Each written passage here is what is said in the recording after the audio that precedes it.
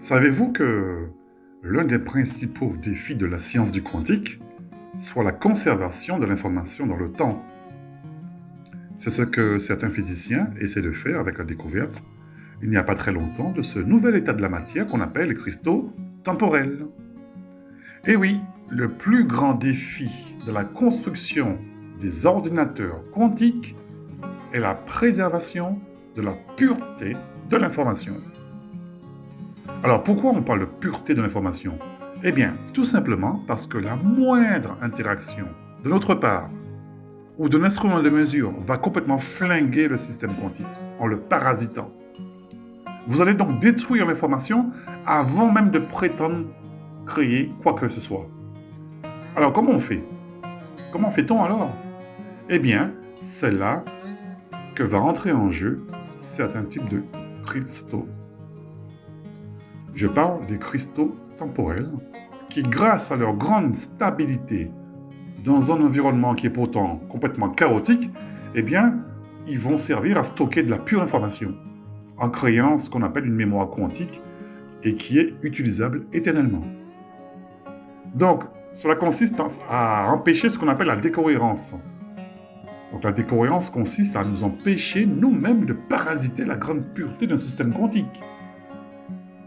Techniquement, ça consiste à fabriquer un mur quantique, donc éliminer le bruit thermique d'un ordinateur. Et attention, même en descendant à des températures extrêmement froides, comme le zéro absolu par exemple, où là, à cette température-là, tous les atomes sont censés arrêter de s'agiter. Ils arrêtent de respirer dans une espèce d'immobilisme parfait. C'est une façon de parler. Eh bien, même là encore, même à cette température absolue de moins 273 degrés Celsius, on parvient quand même à parasiter le système quantique. C'est incroyable ça, vous ne trouvez pas? En tout cas, c'est quelque chose qu'on sait déjà faire, mais à toute petite échelle, grâce à la particularité d'un atome qui est assez étrange, qu'on appelle l'atome d'ytterbium, qui appartient à un métaux rare et qui a une masse atomique de 173. Eh bien, cet atome particulier a permis de créer en laboratoire un chat quantique de Schrödinger. Je dis bien un chat quantique de Schrödinger de 23 minutes.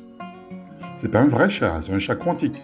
Ça signifie qu'ils ont réussi à provoquer la superposition d'états de deux niveaux d'énergie. Et ça, pendant 23 minutes. Ça n'avait jamais été réalisé auparavant.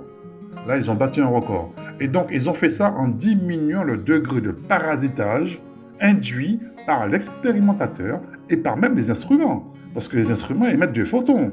Et les photons, même les photons émis par les instruments, peuvent polluer le système.